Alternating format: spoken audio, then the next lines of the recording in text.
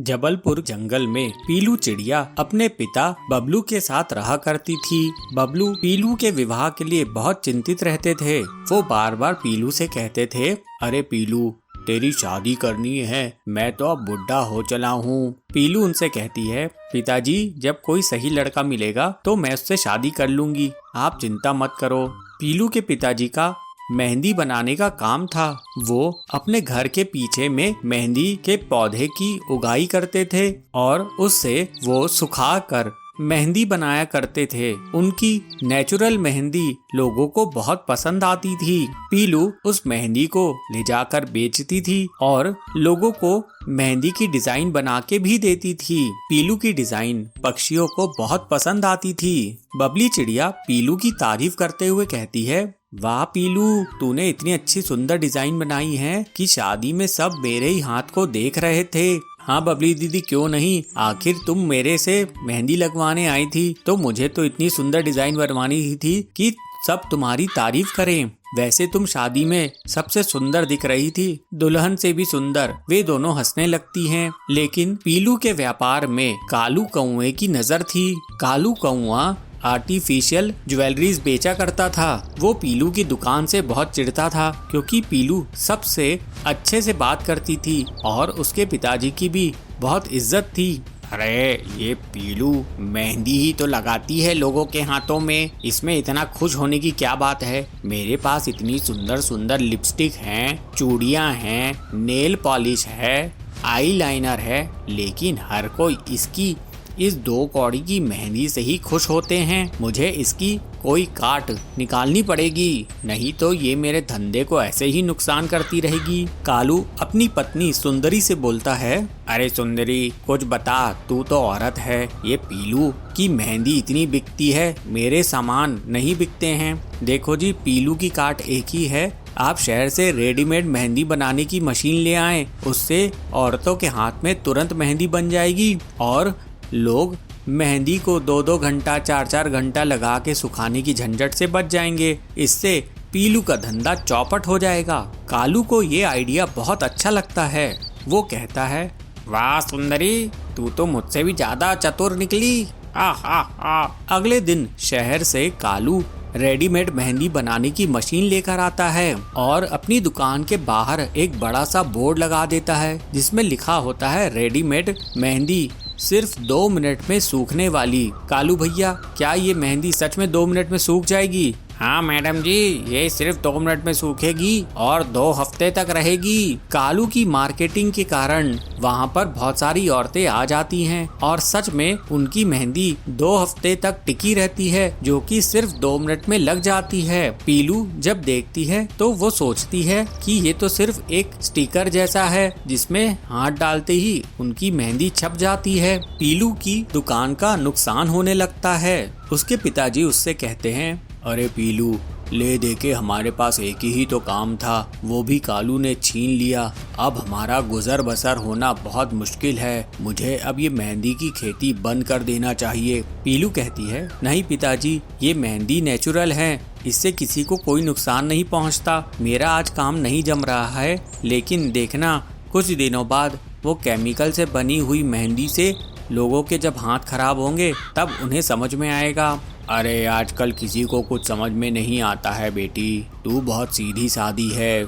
लेकिन पीलू को अपने पर पूरा विश्वास था। कुछ दिनों बाद कालू की दुकान पर औरतें जमा हो जाती हैं और वे सब उस पे गुस्सा करती हैं और कहती हैं, अरे कालू भैया, ये क्या बकवास हमारे हाथ में लगा दिए, देखो ये तो हमारे हाथ से हट ही नहीं रहा है, ऐसा लग रहा है जैसे मेरे हाथ जल गए हैं। उसे देखकर कालू चौंक जाता है। तभी दूसरी चिड़िया उस पर चिल्लाने लगती है, कालू भैया, मेरी बेटी को आपने मेहंदी लगाई, उसके हाथ देखो कैसे जल गए हैं, ये क्या सत्यानाशी रेडीमेड मशीन लेके आए हो। उन चिड़ियों के पति वहाँ पर आ जाते हैं और कालू से धक्का मुक्की करने लगते हैं। कालू घबरा कर अपनी दुकान तुरंत बंद करके वहाँ से भाग जाता है। हे भगवान, ये किस मुसीबत में पड़ गया मैं। और अब वापस सब लोग पीलू के पास आते हैं। पीलू नेचुरली मेड मेहंदी से सबके हाथों में सुंदर डिजाइन बना देती है।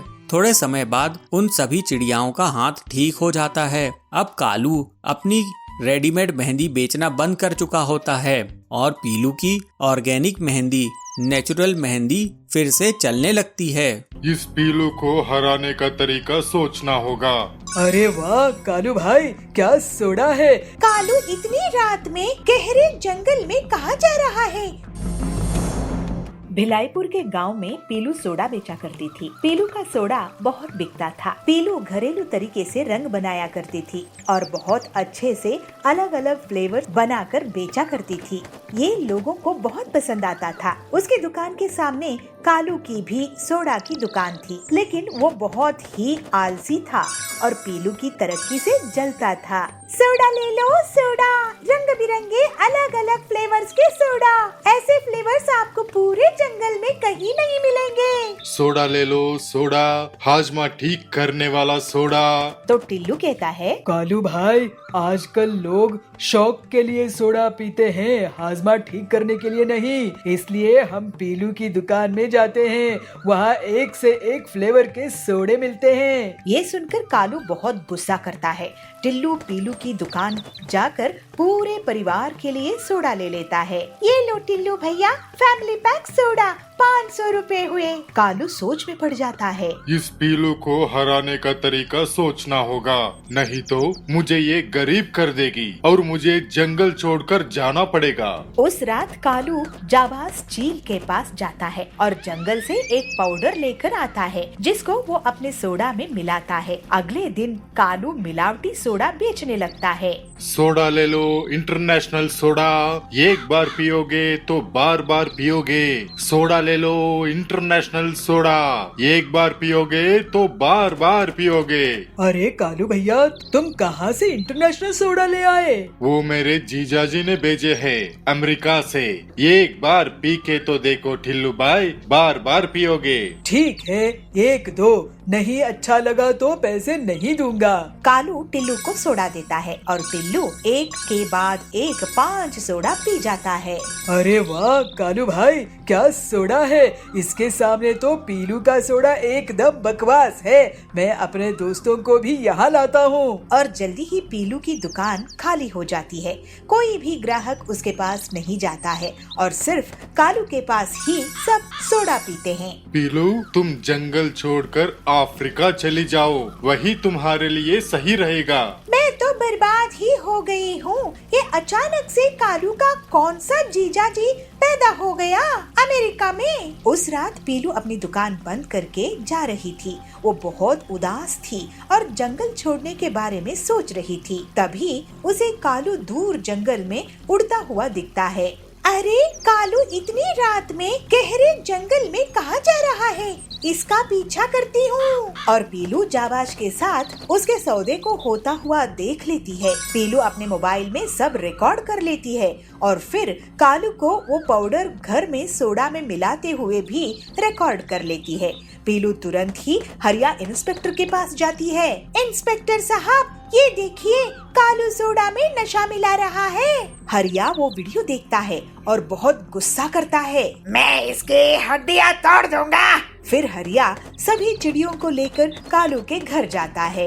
कालू, तुम मुझे नशा वाला सोडा बेच रहे थे, अब हम सब तुम्हारा नशा उतारेंगे। ऐसे टिल्लू कहता है। कालू की बहुत पिटाई होती है और फिर उसे जेल हो जाता है। इस तरह से पीलू अपनी ईमानदारी के कारण जंगल में अकेली सोडा बेचने वाली रह जाती है और अपना जीवन हंसी खुशी बिताने लगती है। मन चाहे वरदान लो। हमें यही वरदान चाहिए। आप अपना वरदान वापस लीजिए, मेरी मति भ्रष्ट हो गई थी। गोंडा नाम की राज्य में सूरजभान नाम का एक राजा राज करता था। उसके एक बहुत ही सुंदर पुत्र था जिसका नाम था स्वर्णपुत्र। सूरजभान अपने पुत्र से बहुत प्रेम करता था, मगर उससे भी ज्यादा वो प्रेम करता था स्वर्ण पे। इसीलिए अपने पुत्र का नाम भी स्वर्णपुत्र रखा था। उसकी खजाने में सोने का भंडार था। उतना सोना दुनिया के किसी भी राजा के खजाने में नहीं था। इसके बाद भी खजाने में जितना सोना बढ़ता, सूरजभान की सोने की लालच भी अधिक होती जा रही थी। उसका दिन का अधिकांश समय खजाने में ही निकला जाता था। सोने की लालच की वजह से अक्सर वो अपने पुत्र को अनदेखा करता था। खजाने की वो कोना खाली पड़ा है, उसको भी सोने से भर देना है। मंत्री जी, इस बार की फसल के कर और एक सोने का सिक्का बढ़ा दो। जी हाँ प्रभु, अगर मगर कुछ नहीं। अरे प्रभु, इतनी फसल तो आए जो वो कोना भर दे। मंत्री की बात सुन के राजा को लगता है कि यह काम नहीं करने वाला है, मगर उसकी सोने की लालच इतना बढ़ गया था कि वह अन्न जल त्याग कर ईश्वर की कठोर उपासना में लग गया। उसकी तपस्या से प्रसन्न ईश्वर दर्शन देते हुए कहते हैं, बोलो वत्स, मन चाहे वरदान लो, क्या चाहिए तुम्हें? हे भगवान, मुझे ये वरदान दे कि मैं जिस किसी वस्तु को भी छूऊं वो सोना बन जाए। ईश्वर को सूरजभान की लालच समझ में आ गई थी। वरदान देने से पूर्व उन्होंने आगाह किया, राजन, वरदान मांगने से पहले अच्छी तरह से सोच विचार कर लिया है?